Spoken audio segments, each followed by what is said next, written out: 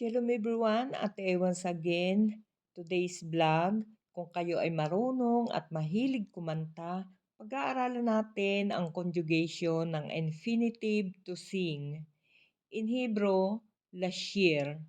Again, pag-aaralan natin kung paano natin ito sasabihin kapag present tense, past tense, and future tense according to the gender. Okay guys, bonat kel. Present tense, sing. For masculine singular, shar. Ani, shar. Ata, shar. Hu, shar. Present tense, sing.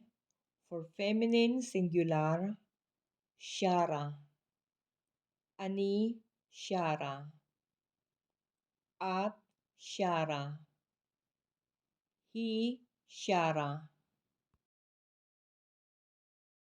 Present tense, sing.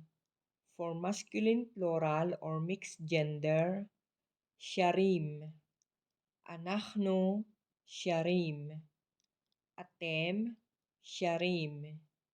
Hem, sharim. Present tense, sing.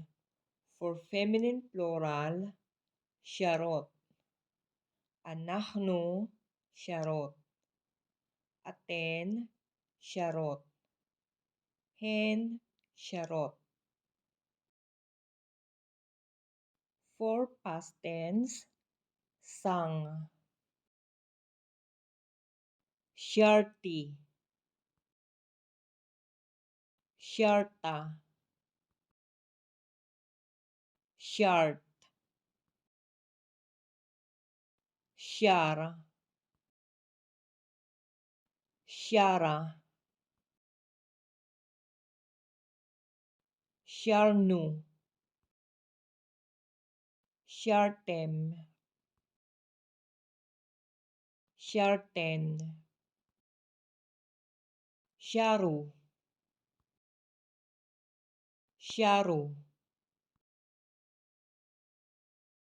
Okay, for future tense, will sing. Ani, ashir. Ata, tashir. At, tashiri.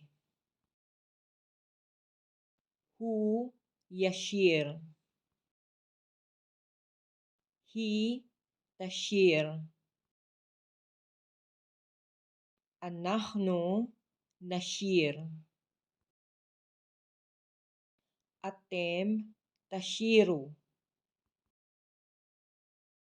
Aten, tashirna. Hem, yashiru. Hen, tashirna. Okay guys, this is the imperative. Imperative, sing. For masculine singular, shir. Imperative, sing. For feminine singular, shiri. Imperative, sing.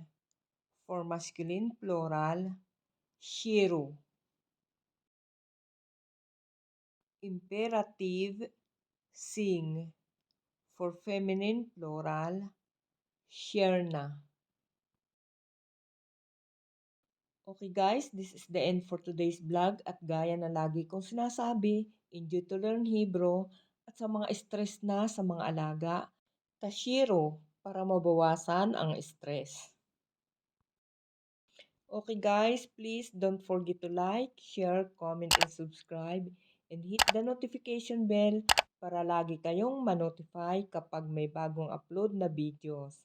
Amo naman to dali kulkim. See you on my next vlog. Lihit raot.